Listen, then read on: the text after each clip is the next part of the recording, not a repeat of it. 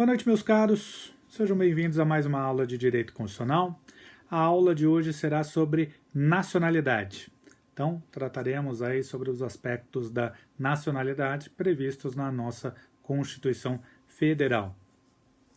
Na nacionalidade, não há dúvidas que a nossa Constituição trata como um direito fundamental, como um direito de garantia fundamental previsto no título 2. Então, a nacionalidade está tratada no capítulo 3 do título 2 da Constituição Federal.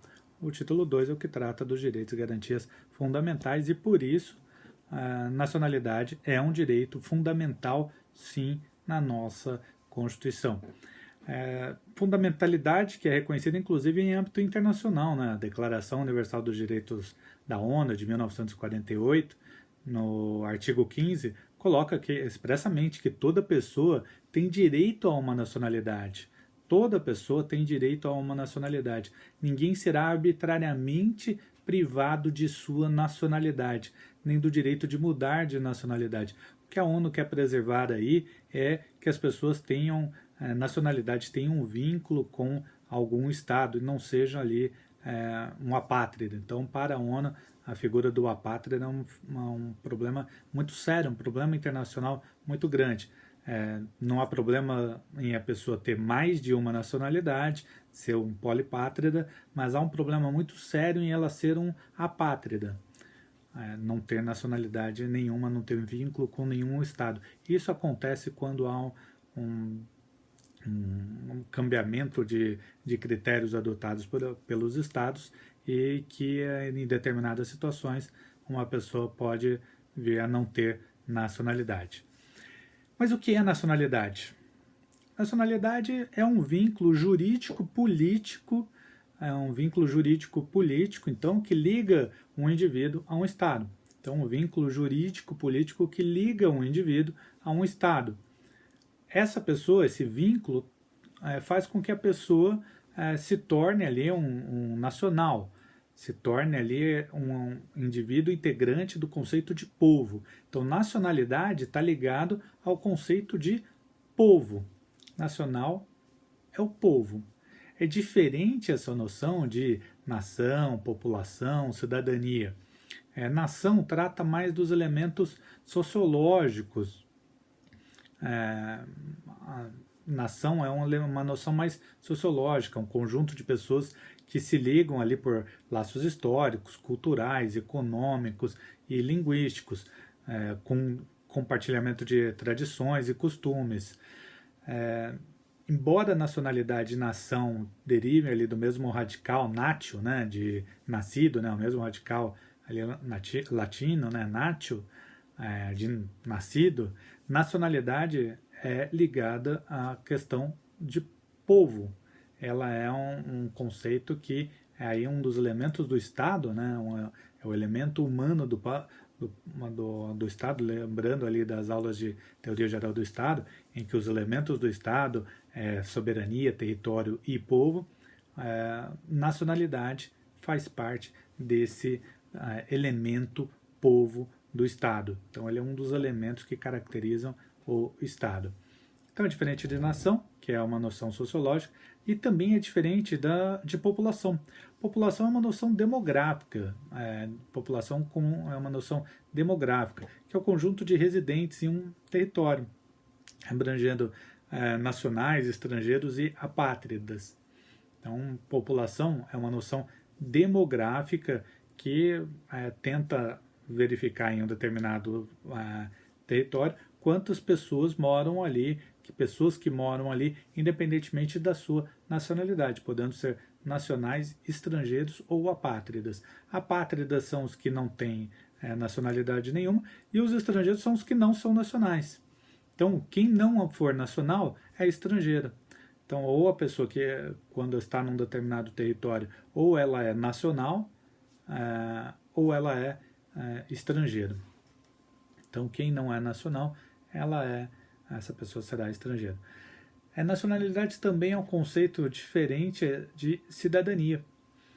Diferente de cidadania. Cidadania é uma noção política. O conceito de cidadania está ligado a um conjunto de nacionais no gozo dos seus direitos políticos. Então, a cidadania ela parte do pressuposto da existência de nacionalidade. Então, para ser cidadão, necessariamente tem que ser um nacional, mas com um elemento a mais, que está no gozo dos seus direitos políticos. Então, a cidadania é um nacional, então um povo, né, daquele território, daquele estado, no gozo dos seus direitos políticos. Então, nem todo nacional é cidadão. Nem todo nacional é cidadão. Mas todo cidadão será nacional. Então, repito, nem todo nacional será cidadão. Cidadão é um pouco mais restrito, então, mas todo cidadão será nacional. Então, a cidadania são os nacionais que estão no gozo dos seus direitos políticos. Lá em direitos políticos estudaremos quem são os cidadãos, né, que têm direito a votar, direito à participação política, participar ativamente das decisões do Estado, né? Então, diferentemente da nacionalidade, em que o nacional ele é um elemento só que caracteriza o povo, independentemente do exercício de direitos políticos. Então, frisando, nacionalidade tem a ver com o elemento povo do Estado, o elemento subjetivo que caracteriza ali um Estado. A nacionalidade ela se divide em duas. A voluntária, aquela que a pessoa quer se tornar um nacional, e a que independe da vontade dela, nasce com a pessoa, decorre do seu nascimento. Essa que decorre do nascimento é a chamada nacionalidade nata ou primária. Ela é involuntária, independe da pessoa querer ou não. Ela decorreu do nascimento. Os critérios adotados pelo Estado para definir quem é o nacional independe da vontade da pessoa querer aquela nacionalidade ou não. A pessoa poderá vir a ter essa nacionalidade independentemente da sua vontade. Então essa nacionalidade é nata, primária, involuntária, decorrente do nascimento. Mas temos também aquela nacionalidade que é adquirida, decorre de vontade do particular, decorre de vontade do indivíduo, é um ato de vontade, portanto, voluntária, que é a nacionalidade secundária, ou naturalizado. A pessoa se torna nato, né? Se torna nacional, desculpa. A pessoa se torna nacional, então ela se naturalizou como integrante do povo daquele país. Ele se naturalizou brasileiro, no caso. Então, quem vai definir essas regras de nacionalidade para saber quem são os natos e o naturalizado é cada país. Cada país tem a sua soberania para definir quais são as suas regras de nacionalidade. Então, cada estado, cada país tem soberania para decidir quais as suas regras de nacionalidade. As regras que valem aqui no Brasil são diferentes das regras que valem nos Estados Unidos, das regras que valem na Itália, Portugal, França, Alemanha, Argentina e qualquer outro país. Cada país é independente para definir suas próprias regras de nacionalidade. Os principais critérios que os países utilizam são dois. O critério de sangue, então, jus sanguinis, né, critério de sangue, jus sanguinis, o filho dos nacionais, independentemente do território que ele nasça, terá aquela nacionalidade. Então, filho de pessoas de um determinado estado, ele, independentemente do território onde ele nasça, ele será daquela nacionalidade, ele terá aquela nacionalidade. Isso geralmente aplica-se em países de emigração, em que as pessoas saem desses países para ir morar em outros países, né, no decorrer da história, né? Então, se pegarmos muito os países europeus ali, em especial quando os europeus vieram para a América do Norte, para os Estados Unidos, para a América do Sul, para o Brasil, Caribe, América Argentina, Chile e vários outros países aqui na América, tanto do Norte, Central e do Sul.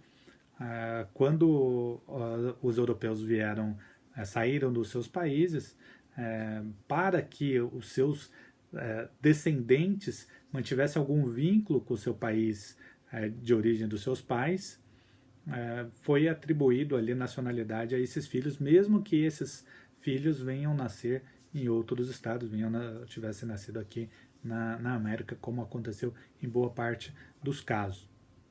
Então, geralmente países europeus adotam esse critério de sangue, de jus sanguinis, em que o filho dos nacionais de lá, o filho de um italiano, o filho de um português, um filho de um espanhol, terá a nacionalidade dos pais, terá a mesma nacionalidade dos pais, e, independentemente de ter nascido no Brasil, nos Estados Unidos, na Argentina, em algum país da América Central. Então, qualquer que seja o lugar que ele venha a nascer, ele mantém o vínculo com o país da qual seus pais saíram, da qual seus pais emigraram. Então, esse é o primeiro critério, critério de sangue. E o segundo critério, que são adotados por países mais de imigração, que recebem imigrantes, que é o critério de território, os jus solis, né? Então, o critério de território, jus solis, que é nascidos dentro do território, independentemente da nacionalidade dos pais. Então, enquanto o jus sanguinis ele se preocupa com a nacionalidade dos pais, independentemente do território, o jus solis, ou critério territorial, ele se preocupa aonde aquela pessoa nasceu. Se ele nasceu dentro do território, pouco importa a nacionalidade dos pais, ele terá a nacionalidade daquele território. Então, um filho de italiano nascido no Brasil, ele terá a nacionalidade brasileira e também a nacionalidade italiana. Então, aí é um caso de polipátrida, né? Então, são critérios aí que pode permitir a pessoa ter dupla nacionalidade, né? Então, se um filho de italiano nascido no Brasil pode ter aí dupla nacionalidade. E mais, né? O filho de um italiano com uma portuguesa nascido no Brasil. Ele pode ter 3 nacionalidades. Ele pode ter italiana, portuguesa e brasileira. Então, conflito ali de nacionalidades, que não há problema nenhum em ter mais de uma nacionalidade. Na verdade, para a ONU, o grande problema são os apátridas, os sem nacionalidades, que seria o critério inverso, né? Um filho de brasileiro que não preenche os requisitos ali dos nascidos fora do Brasil para ser brasileiro, não registrou numa repartição brasileira, numa repartição pública brasileira, no consulado brasileiro em outro país, e nascido na Itália. Então, filhos de brasileiro, nascido na Itália, por exemplo, e que não foi registrado no consulado brasileiro. E esse filho, enquanto ele não preencheu algum requisito de ser registrado no consulado brasileiro, ele não terá nacionalidade nenhuma. Ele será um apátrida porque ele, na Itália, se adota o critério do jus sanguinis, né? Então seriam só os filhos de italianos, e os filhos de brasileiros, se não tiverem nacionalidade italiana, eles não detêm essa característica do jus sanguinis. E também não nasceu no território brasileiro, nasceu num estado que adota como critério jus sanguinis. Então pode gerar esse problema ali para a pessoa, se ela não adotar meios ali, né, de nacionalizar esse filho como brasileiro, em que a pessoa não terá pátria nenhuma.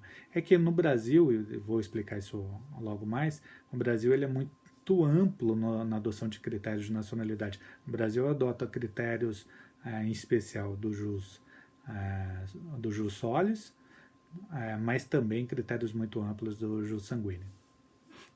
Ok?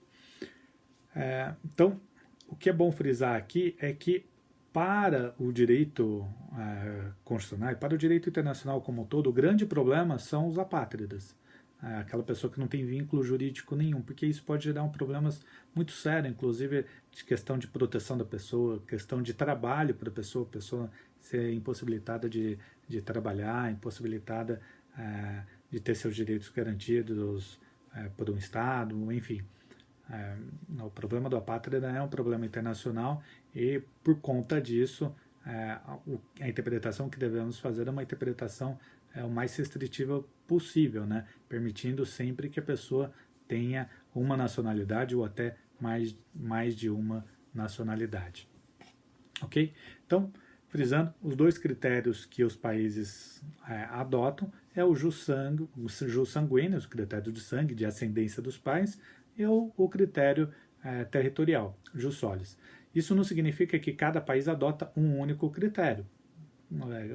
Cada país é livre para adotar o critério que bem entender, inclusive os dois critérios, se assim acontecer, como é muito o caso do Brasil. O Brasil, ele, por tradição, adotava o jus solis, o critério territorial dos filhos nascidos no Brasil, das pessoas nascidas no Brasil, mas, em especial com a Constituição de 88 e com as emendas que tivemos, vem se ampliando muito o jus sanguinis, permitindo que filhos de brasileiros nascidos fora do Brasil sejam também brasileiros. Então o Brasil começa ali a adotar também critérios de sangue para a nacionalidade.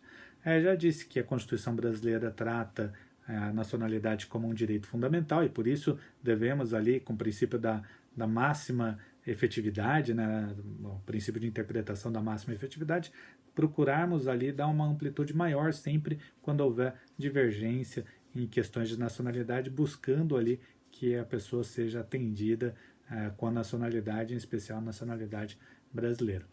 O Brasil, como eu já disse, ele historicamente adotava o critério territorial. Nasceu no Brasil, é brasileiro. Pouco importa se é filho de imigrantes, filho de europeus, asiáticos, pouco importa. Nasceu no Brasil, é brasileiro. A única exceção a isso é se os pais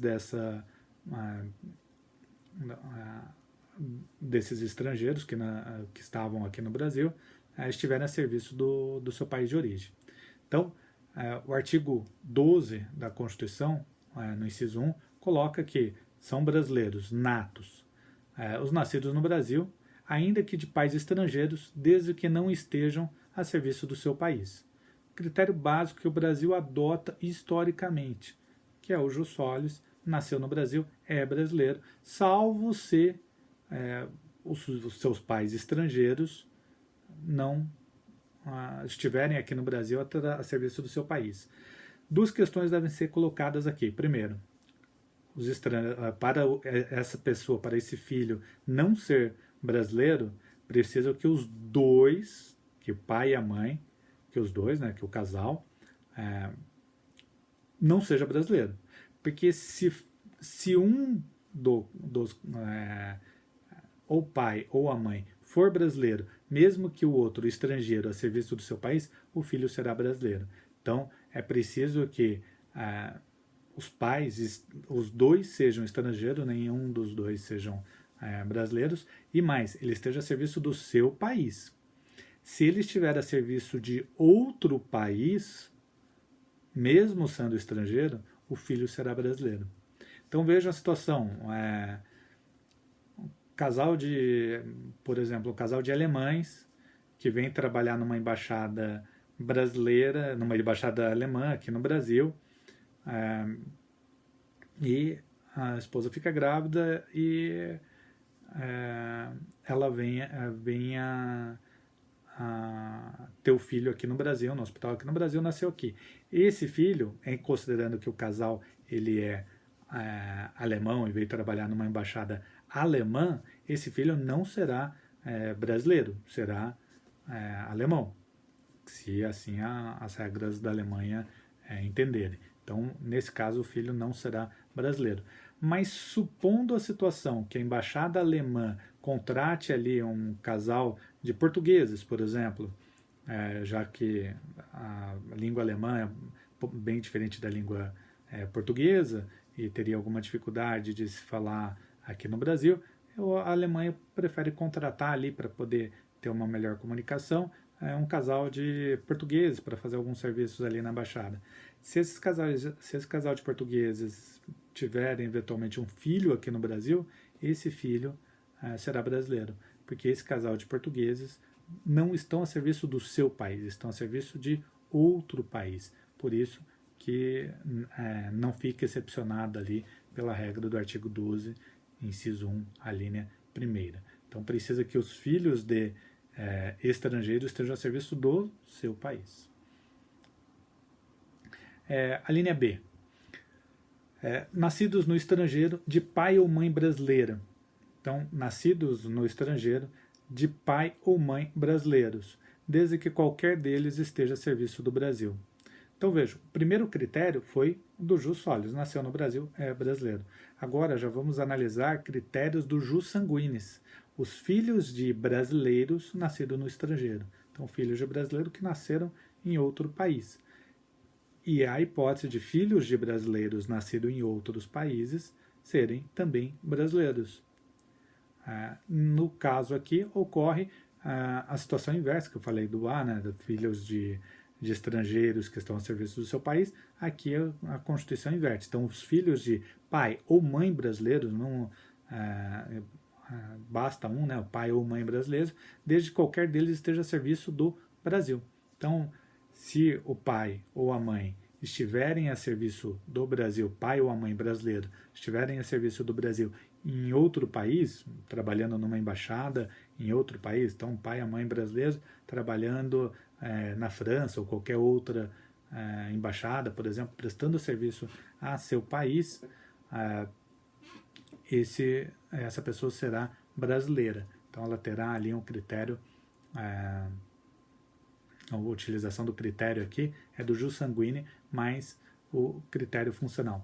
É bom acentuar, estou falando de embaixada para ficar mais claro, mas o que a Constituição fala é que estejam a serviço do Brasil. Então, não necessariamente é trabalhar na embaixada e não especificamente trabalhar para a União. Vamos lembrar que a questão de nacionalidade como direito fundamental, visando ali a máxima efetividade da norma da nacionalidade, visando a nacionalidade para essa pessoa, então devemos estudar de forma mais ampla possível. Então, não só filhos de pessoas que trabalhem para a União, podendo ser filhos de pessoas que trabalhem ali para o Estado, imaginando, por exemplo, que o Estado de São Paulo, o Estado de Minas Gerais, mande algum servidor público para trabalhar em outro país ou fazer algum contato com outro país, supondo ali que a esposa ou a servidora fique grávida, esse filho será brasileiro, mesmo que esteja trabalhando para o Estado, porque lembrando que a República Federativa do Brasil é composta por União, Estados, município e Distrito Federal. Então, vale inclusive para municípios. Se a pessoa estiver trabalhando para um município, o servidor ou a servidora que estiver trabalhando para um município, representando um município fora do Brasil, e se porventura for ter o filho no estrangeiro, esse filho será brasileiro. Pode inclusive ter a nacionalidade do outro país, já que nasceu em outro território, se o outro país assim adotar esse critério também de territorialidade, sem excepcionar a hipótese de pessoas que estão trabalhando para o seu país de origem. Então, pode porventura até ter outra nacionalidade, mas será sim brasileiro. Ok? Então, é bom ressaltar que aqui se fala serviços do Brasil, né? Então é bom enfatizar que vale tanto para a União, Estados, municípios e Distrito Federal, ok? A linha C, a última linha ali dos brasileiros natos, e aqui estou falando dos natos, são os nascidos ou nascido no estrangeiro de pai ou mãe brasileira. Então, nascido no estrangeiro de pai ou mãe brasileiro. Tanto faz um ou outro. Desde que registrado em repartição brasileira competente ou venha residir no Brasil e a qualquer tempo optem, depois da maioridade, pela nacionalidade brasileira. Critério dos jus sanguíneos puro. Enquanto a linha B conjuga jus sanguíneos com critério funcional, o C é jus sanguíneos puro. É o filho de pai ou mãe brasileiro nascido num estrangeiro, nascido em outro país. Ele será brasileiro desde que registrado numa repartição pública competente, né, registrado numa repartição brasileira competente, registrado num consulado brasileiro em outro país. Então, imaginando a situação, um filho de brasileiro nascido na França, basta o pai ou a mãe registrar ele no consulado ou na embaixada brasileira ali da França, ou qualquer outro país que ele tiver, que esse filho será brasileiro. Então vejo que o Brasil ele adotou um critério também jussanguíneo, é um critério misto que o Brasil adota. Não é possível mais falar que o Brasil adota como regra principal o jus solis, que historicamente foi, mas hoje a Constituição também dá muita força para o jus sanguinis. Caso o pai e a mãe não registrem esse filho numa repartição pública brasileira no estrangeiro, não significa que esse filho ainda não será brasileiro. Porque basta que o pai e a mãe venham a residir no Brasil a qualquer tempo, e aí o filho opte ali depois da maioridade, né, porque é uma questão de vontade, e vontade só vale depois da maioridade, pela nacionalidade brasileira. Embora que a Constituição fale de opte, essa opção não torna ele brasileiro naturalizado, ele vai ser brasileiro nato. Aí é uma questão aqui, né? Por mais que seja um ato de vontade, não significa que ele está se naturalizando brasileiro. Significa que ele está se tornando brasileiro nato, tendo em vista a condição dele ter nascido de pai ou mãe brasileiro. E no caso, ele só fez a opção, depois da maioridade, de também ter a nacionalidade brasileira. Pode ser que ele tenha outra, mas ele também queira ter ali a nacionalidade brasileira. Nesse caso, é bom frisar que os pais não estão a serviço do Brasil, né? Porque se os pais estiverem a serviço do Brasil, a gente cai no inciso 2. Basta o registro no consulado ou embaixada brasileira. O registro é um ato meramente formal. Um registro é um ato meramente formal, como no cartório de registro civil, registrar o nascimento de uma criança. Ali se vai na embaixada, no consulado, registrar também o nascimento do seu filho que nasceu em outro país. Esse inciso, é bom frisar que ele é muito próximo da redação originária da Constituição. A Constituição tinha uma redação originária muito próxima, mas que foi alterado pela Emenda Constitucional de Revisão, a Emenda Constitucional de Revisão 3 de 94, então a Emenda Constitucional de Revisão de 3 de 94, ela alterou esse dispositivo, suprimindo exatamente a parte do registro. Com isso, passou-se a permitir, a partir da Emenda Constitucional 3 de 94, que somente seria brasileiro, os filhos de brasileiros que não estivessem a serviço do seu país de origem, se ele voltasse, se ele viesse a residir no Brasil a qualquer tempo e optasse ali pela maioridade, optasse ali depois da maioridade pela nacionalidade brasileira. A intenção dessa Emenda Constitucional 3 de 94 era gerar um vínculo maior com o país, fazer com que a pessoa voltasse para o Brasil para poder desfrutar ali da nacionalidade brasileira. O que acabou acontecendo é que tivemos ali um aumento de apátridas, né? Então, filhos de brasileiros que iriam, porventura, estudar fora, trabalhar fora, eles, às vezes, teriam um filho lá fora e não teriam nacionalidade brasileira e também não teriam nacionalidade do país onde ele estava, o que poderia gerar ali alguma situação em prejuízo para o seu próprio filho, obrigando ali os pais que voltassem a residir no Brasil, e aí o filho teria que optar pela nacionalidade brasileira. Enfim, isso poderia gerar alguns problemas e gerar um mal que no direito internacional se quer evitar, que é a questão dos apátridas. Mas isso perdurou durante um bom tempo. A Emenda Constitucional de Revisão 3 de 94, ela foi alterada posteriormente, ela foi alterada pela Emenda Constitucional 54 de 2007. Então, 13 anos depois, na Emenda Constitucional 54 de 2007, voltou, na verdade, ela foi até mais ampla do que a redação originária. Então, a redação originária meio que voltou, depois desses 13 anos de lapso ali, verificando algumas situações de apátrida ali de volta, que não seria bem-vinda, voltamos ali a um texto muito próximo do que era a redação originária, com a Emenda Constitucional 54 de 2007. Então, essas são as situações ali de brasileiros natos. São essas três hipóteses. Então, a Constituição ela pega principalmente a situação do jus solis e também em dois incisos ali, duas alíneas, coloca a situação decorrente do sangue, decorrente da ascendência. Esses são os brasileiros natos que decorrem do nascimento. Desde o nascimento a pessoa ela é brasileira nata, ela já desfruta aí do seu vínculo jurídico-político com o nosso país, com a República Federativa do Brasil. Mas não só esses são brasileiros, né? A Constituição também prevê que são brasileiros os natos, os naturalizados. Também podem ser brasileiros os naturalizados. Os naturalizados eram aqueles que eram estrangeiros, não nasceram com a condição de serem brasileiros, mas optam ali por serem brasileiros. Então é um ato de vontade, é um ato voluntário.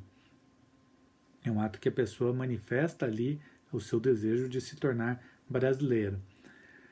A Constituição ela prevê ali no artigo 12, inciso 2, algumas hipóteses de brasileiros naturalizados e também essas hipóteses ali são esmiuçadas na Lei 13.445 de 2017. Repito, Lei 13.445 de 2017.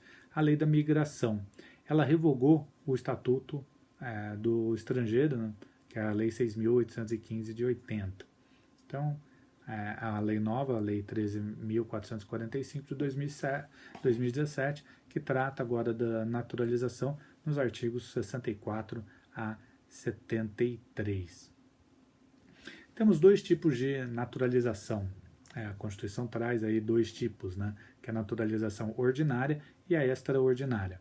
A naturalização ordinária, ela serve para os estrangeiros na forma da lei. Artigo 12, inciso 2, a linha A, fala que são naturalizados, né, os que, na forma da lei, adquirirem a nacionalidade brasileira, exigidos aos originários de país de língua portuguesa apenas residência de 1 ano ininterrupta e idoneidade moral.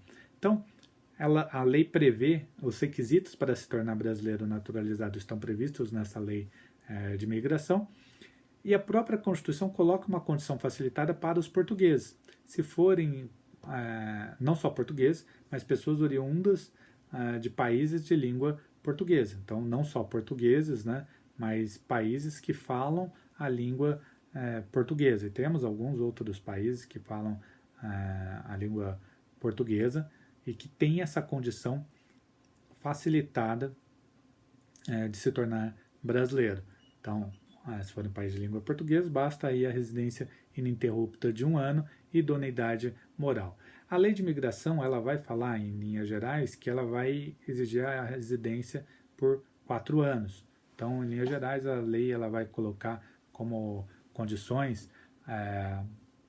ter residência no território nacional pelo prazo mínimo de 4 anos, não possuir condenação penal. Então, ela coloca alguns requisitos ali no artigo 65. Para o brasileiro, para os países, as pessoas de origem em países que falam a língua portuguesa, essa residência ininterrupta é de 1 ano, bastando aí idoneidade moral. Essa residência ininterrupta não significa que a pessoa não pode sair do país, não significa que a pessoa não pode ir lá visitar parentes no seu país de origem. Não é isso. Ela pode até sair. O que vale aqui é o conceito de residência. O ânimos dela de morar no Brasil, de continuar morando, tendo vínculos aqui no Brasil.